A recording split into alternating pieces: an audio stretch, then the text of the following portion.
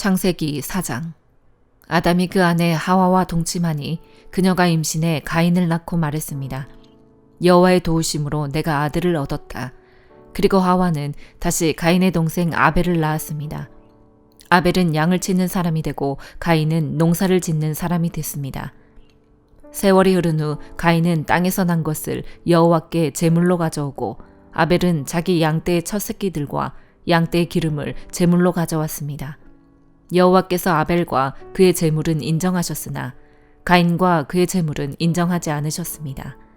가인은 몹시 화가 나서 고개를 떨구었습니다. 그러자 여호와께서 가인에게 말씀하셨습니다.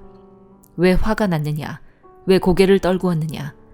만약 네가 옳다면 어째서 얼굴을 들지 못하느냐? 그러나 네가 옳지 않다면 죄가 문 앞에 도사리고 있을 것이다. 죄가 너를 지배하려 하니 너는 죄를 다스려야 한다. 가인이 자기 동생 아벨에게 말해 그들이 들에 나가 있을 때 가인이 일어나 그의 동생 아벨을 쳐서 죽였습니다. 여호와 하나님께서 가인에게 말씀하셨습니다. 네 동생 아벨이 어디 있느냐? 가인이 말했습니다. 모릅니다. 제가 동생을 지키는 사람입니까? 여호와께서 말씀하셨습니다. 네가 무슨 짓을 저질렀느냐? 네 동생의 피가 땅에서 내게 울부짖고 있다. 이제 너는 입을 벌려 네 동생의 피를 받은 땅으로부터 저주를 받을 것이다. 네가 땅을 일궈도 다시는 땅이 너에게 그 결실을 내주지 않을 것이며 너는 땅으로부터 도망해 떠도는 사람이 될 것이다. 가인이 여호와께 말했습니다. 보십시오. 제 벌이 너무 무거워 견디기 어렵습니다. 오늘 주께서 저를 이 땅에서 쫓아내셔서 주의 얼굴을 볼 수 없게 됐기 때문에 제가 이 땅에서 도망해 떠도는 사람이 될 것입니다. 저를 만나는 사람들은 모두 저를 죽이려 들 것입니다. 여호와께서 그에게 말씀하셨습니다. 그렇지 않을 것이다. 누구든 가인을 죽이는 사람은 7배로 복수를 당할 것이다. 그리고 여호와께서 가인에게 한 표를 주셔서 누구를 만나든 그가 가인을 죽이지 못하게 하셨습니다. 그 후 가인은 여호와 앞을 떠나 에덴의 동쪽 놋 땅에서 살게 됐습니다. 가인이 그의 아내와 동침하니 그녀가 임신해 에녹을 낳았습니다. 가인은 성을 세웠는데 그 성의 이름을 아들의 이름을 따서 에녹이라 지었습니다. 에녹에게서 이랏이 태어났고 이랏은 무야엘을 낳았고 무야엘은 무드사엘을 낳았고 무드사엘은 라멕을 낳았습니다. 라멕은 아내가 둘이었는데 하나는 이름이 아다고 다른 하나는 실라였습니다.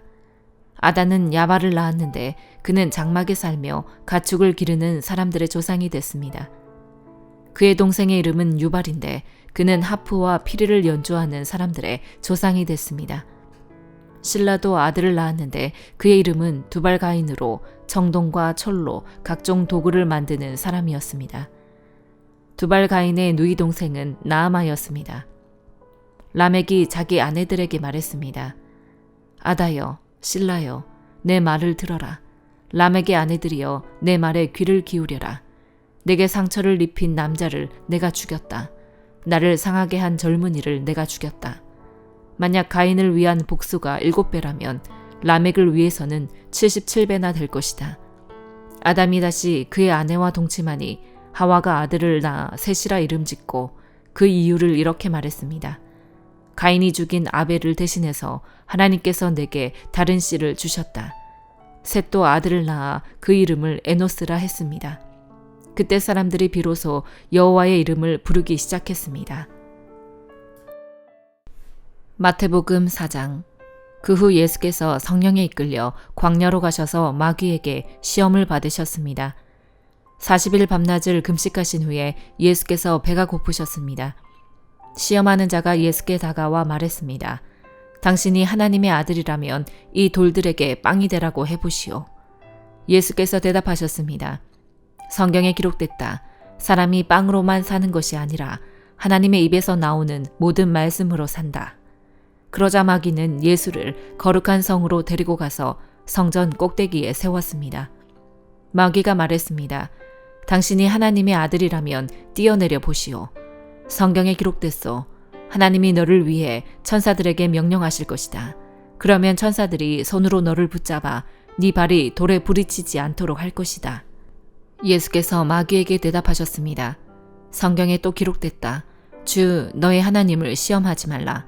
그러자 마귀는 다시 아주 높은 산꼭대기로 예수를 데리고 가 세상 모든 나라와 그 영광을 보여주었습니다. 그리고 마귀가 말했습니다. 당신이 만약 내게 엎드려 경배하면 이 모든 것을 당신에게 주겠소. 예수께서 마귀에게 말씀하셨습니다. 사탄아, 내게서 물러가라. 성경에 기록됐다. 주 너의 하나님께 경배하고 오직 그분만을 섬기라. 그러자 마귀는 예수를 떠나갔습니다. 그리고 천사들이 와서 예수를 섬겼습니다. 요한이 감옥에 갇혔다는 소식을 듣고 예수께서 갈릴리로 물러나셨습니다. 예수께서 나사렛을 떠나 스불론과 납달리 지역에 호숫가가 있는 가버나움에 가서 그곳에 사셨습니다. 이는 예언자 이사야를 통해 하신 말씀을 이루시려는 것입니다. 스불론 땅과 납달리 땅이여 호스로 가는 길목, 요단강 건너편 이방 사람의 갈릴리여, 어둠 가운데 살고 있는 백성이 큰 빛을 보았고 죽음의 그림자가 드리운 땅에 앉아 있는 사람들에게 빛이 비쳤다. 그때부터 예수께서 말씀을 전파하기 시작하셨습니다. 회개하라, 하늘나라가 가까이 왔다. 예수께서 갈릴리 호숫가를 거니시다가 두 형제 베드로라고 하는 시몬과 그 동생 안드레를 보셨습니다. 그들은 어부들로 호수에 그물을 던지고 있었습니다. 예수께서 말씀하셨습니다. 와서 나를 따라라. 내가 너희를 사람 낚는 어부로 삼을 것이다. 그러자 그들은 곧 그물을 버리고 예수를 따랐습니다. 예수께서 계속 더 가시다가 다른 두 형제를 만나셨습니다. 그들은 세베대의 아들 야고보와 그 동생 요한이었습니다. 그들은 아버지 세베대와 함께 배에서 그물을 손질하고 있었습니다. 예수께서 부르시자 그들은 곧 배와 아버지를 두고 예수를 따랐습니다. 예수께서 갈릴리 지역을 두루 다니시며 회당에서 가르치시고 복음을 전파하시며 사람들의 모든 질병과 아픈 곳을 고쳐주셨습니다. 예수에 대한 소문이 온 시리아에 퍼졌습니다. 그리하여 사람들이 병을 앓는 모든 사람들을 예수께 데리고 왔습니다.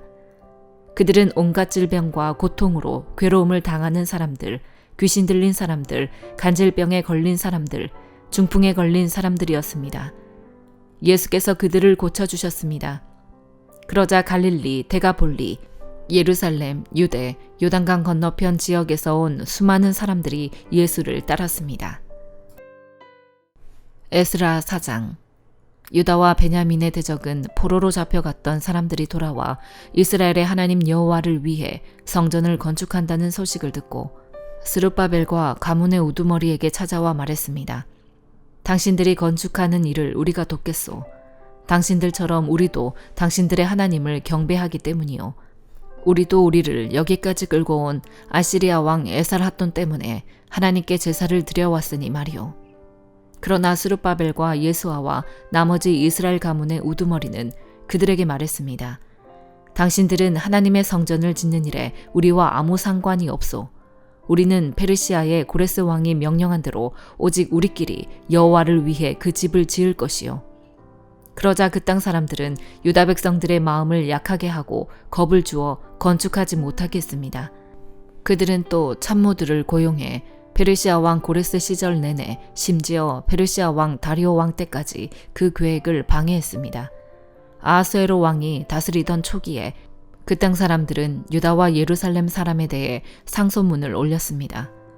또 아닥사스다 때 비슬람, 미드르닷, 다브엘과 그 동료들이 페르시아 왕 아닥사스다에게 상소문을 올렸습니다. 그 상소문은 아람말로 쓰였다가 그 후 번역됐습니다. 사령관 르훔과 서기관 심세가 아닥사스다 왕에게 예루살렘 주민을 고소하는 편지를 다음과 같이 썼습니다. 사령관 르훔과 서기관 심세와 다른 동료들, 곧 재판장, 총독, 관리, 비서관들과 그 밖의 다른 나라 사람들 디나와 아바삿과 다블레와 아바세와 아렉 사람, 바벨론 사람, 수상과 대해와 엘람 사람과 귀족 오스나발이 추방시켜 사마리아의 여러 성과 유프라테스 강 건너 지역에 정착시킨 사람들이 편지를 올립니다. 다음은 그들이 보낸 상소문의 사본입니다. 유프라테스 강 건너 지역에 있는 왕의 종들이 아닥사스다 왕께 편지를 올립니다. 왕께 알려드립니다. 왕로부터 우리에게 올라온 유다 사람들이 예루살렘으로 갔습니다. 그들은 반역을 일삼던 악한 성을 다시 세우고 있습니다. 그들은 성벽을 세우고 기초를 재건하고 있습니다.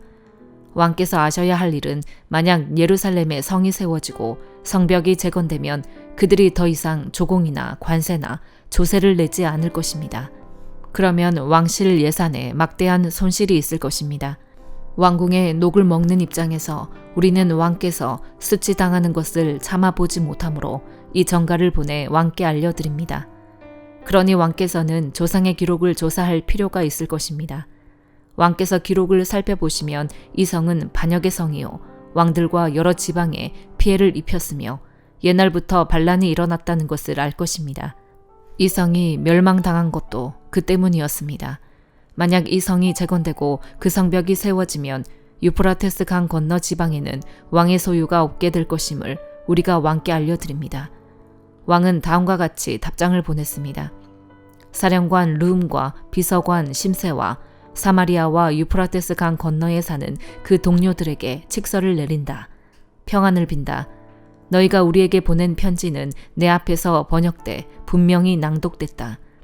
내가 편지의 내용을 듣고 명령을 내려 조사를 해보니 이 성은 과거에 여러 왕들을 대적해 일어난 기록이 있고 반역과 반란이 그 성에서 계속해서 일어났음이 밝혀졌다.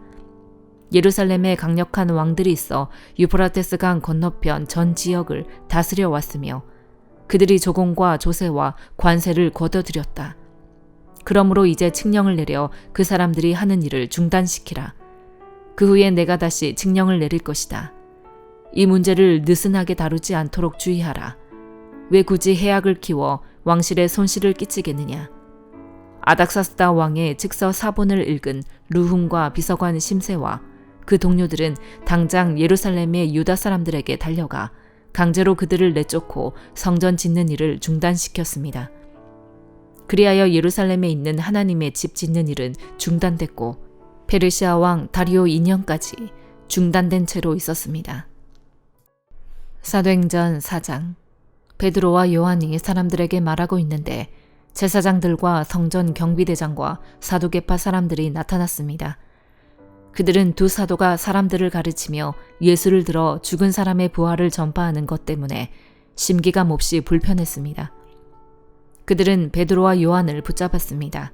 그런데 그때가 이미 저녁이었기 때문에 다음 날까지 감옥에 가둬놓았습니다. 그러나 사도들의 말씀을 들은 많은 사람들이 믿게 됐고 그리하여 믿게 된 남자의 수가 5,000명쯤으로 늘어났습니다. 이튿날 통치자들과 장로들과 율법학자들이 예루살렘에 모였습니다. 거기에는 대제사장 안나스가 있었고 가야바, 요한, 알렉산더와 대제사장 가문의 사람들도 있었습니다. 그들은 베드로와 요한을 앞에 세워놓고 너희가 무슨 권세와 누구의 이름으로 이런 일을 했느냐라고 신문하기 시작했습니다. 그때 베드로가 성령이 충만해 그들에게 말했습니다. 백성의 통치자들과 장로들이여, 오늘 여러분이 걷지 못하는 사람에게 일어난 선한 일에 대해 해명하라고 우리를 부른 것이라면, 또 그가 어떻게 낫게 됐는지 묻는 것이라면 여러분과 모든 이스라엘 백성들은 이 점을 알아야 합니다. 이 사람이 다 나아서 여러분 앞에 서게 된 것은 여러분이 십자가에 못 박았지만 하나님께서 죽은 사람들 가운데서 다시 살리신 나사렛 예수 그리스도의 이름으로 된 것입니다. 이 예수는 건축자들이 버린 돌이지만 집 모퉁이의 머릿돌이 되셨습니다. 예수 외에 다른 어느 누구에게서도 구원을 받을 수 없습니다. 하나님께서는 하늘 아래 우리가 구원받을 만한 다른 이름을 우리에게 주신 일이 없기 때문입니다. 그들은 베드로와 요한이 아무런 교육도 받지 않은 평범한 사람인 줄 알았는데 그렇듯 용기 있게 말하는 것을 보고 놀라지 않을 수 없었습니다. 그러고는 비로소 그들이 과거에 예수와 내내 함께 있던 사람인 줄 알게 됐습니다. 게다가 병이 나은 사람이 두 사도 곁에 서 있는 것을 보니 더 이상 할 말이 없었습니다. 그래서 그들은 그 사람들을 공회 밖으로 나가도록 명령하고 함께 의논했습니다. 그들이 서로 물었습니다. 이 사람들을 어떻게 할까요? 그들이 대단한 기적을 행했다는 사실을 예루살렘에 사는 모든 사람들이 알고 있고 우리도 그것을 부인할 수는 없습니다. 어쨌든 이 일이 백성들 사이에 더 이상 퍼져나가지 않도록 하려면 이 사람들에게 어느 누구에게도 예수 이름으로 말하지 말라고 경고해야 합니다. 그러고 나서 그들은 베드로와 요한을 다시 불러들여 절대로 예수의 이름으로 말하거나 가르치지 말라고 명령했습니다. 그러나 베드로와 요한이 대답했습니다. 하나님의 말씀보다 당신들의 말에 순종하는 것이 하나님 보시기에 옳은지 스스로 판단해 보십시오. 우리는 보고 들은 것을 말하지 않을 수 없습니다. 그들은 사도들을 다시금 협박하고 나서야 겨우 풀어주었습니다.